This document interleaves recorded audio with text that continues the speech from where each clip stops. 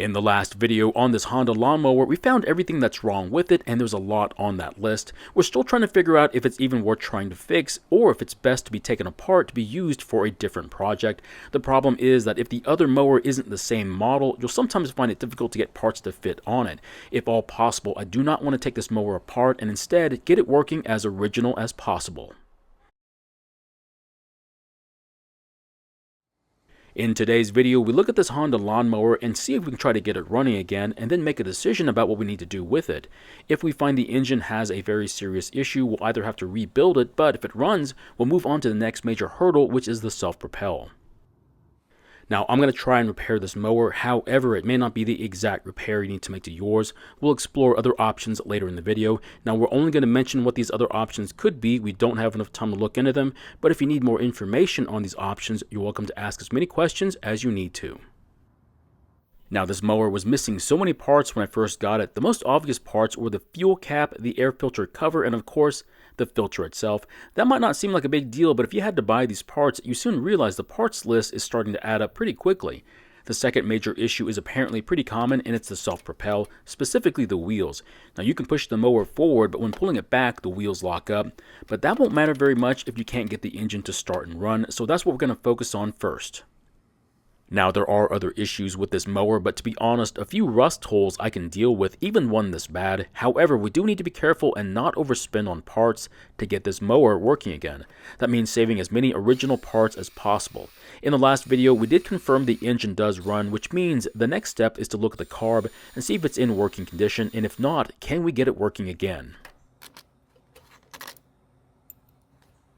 After getting the airbox out of the way, you can see why so many people do not like working on Honda engines. The carb is sandwiched between an isolator and the bracket for the choke and throttle assembly.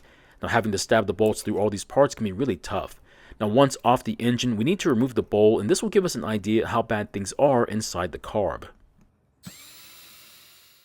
Unfortunately, just looking at the bolt for the bowl gives me an idea of what I'm going to find inside the carb, and I hate to say it, I don't like what I'm seeing, and it's confirmed after removing the bowl. There's a lot of corrosion in here, way more than I'm comfortable wasting my time on. I'm not saying that I can't clean it, it just means the carb is going to need to be left in an ultrasonic cleaner for a very long time. Unfortunately, I don't have one, so my options are very limited. As you can see, I can't move the float like it's supposed to, which means the needle is stuck in its opening. This for me makes my decision pretty easy. Either buy a $100 ultrasonic cleaner and maybe, just maybe, save this carb, or buy a new carb for only $16 that comes with extra parts which I need to replace anyway that's missing from this mower. I think you know what my answer is going to be. Of course, I decided to order a new carb with extra parts for a fraction of the price of buying an ultrasonic cleaner. The only issue is that the aftermarket carb is typically not the same quality as the OEM one, and my statement about that is, why would it be? It's a quarter of the price, so I wouldn't expect it to be any better, so then why would I waste my time knowing that it's a piece of junk? The answer is really simple, it gives me time, and I'll explain what I mean by that in a minute. So when ordering a cheap aftermarket carb, always compare it to the one you're replacing. You want to make sure it looks very close to it, and if there is a difference, can you work around the issue? What I typically do is take off the carb and compare it to the pictures on the online ad to make sure it's the same before ordering it. Of course, I'm still going to check it even after it shows up because mistakes can happen.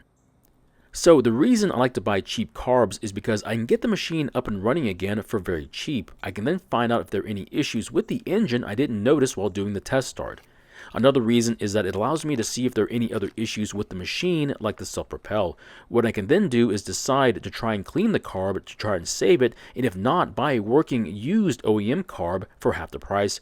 I can then keep the cheap aftermarket carb as a test carb for future mowers. Now, it's important to remember to reconnect the breather tube for the emission system to the port on the back side of the airbox. If you don't, the engine will breathe in unfiltered air and the engine is going to wear out sooner than it should. Now, after putting 100% gasoline in the tank, I'll then open the fuel valve and watch to see if the carb is going to leak any fuel. Now, after a few minutes, I don't see any gasoline coming from the carb, so I think we can finally try and start it. Now, I haven't fixed the recoil yet, so I'm going to have to start the engine using my drill and a socket.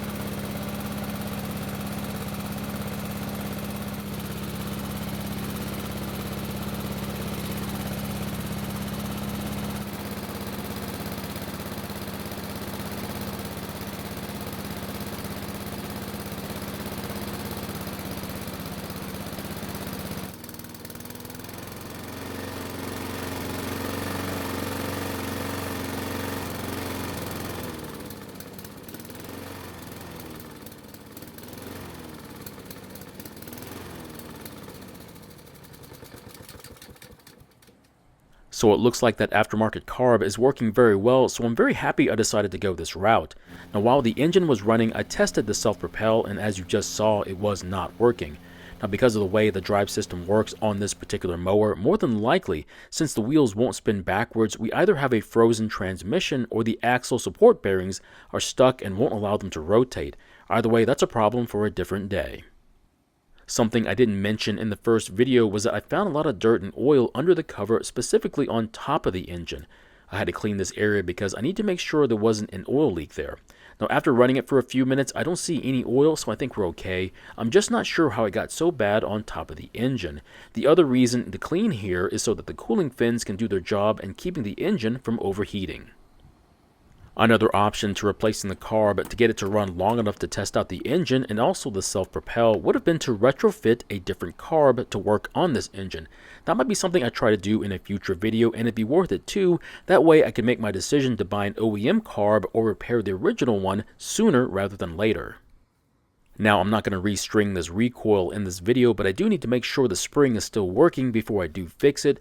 For this recoil, all you need to do is carefully turn it counterclockwise, making sure the two poles extend outward. After a couple of turns, let go of the pulley and it should spin freely, which ours does, which means it's okay to restring it in a future video. So in the end, this mower does run, and besides fixing the self-propel in a later video, I think it's worth the time and effort, and more importantly, the money. So my question is, would you have tried to clean the original carb instead of buying a cheap aftermarket one as a stand-in? Personally, since I work on these, I think I made a good choice, but I'd rather know what your choice would have been. Thank you for watching. I really do appreciate your time here. Please feel free to ask me any questions about this project or your own projects, and I hope to see you in the next video.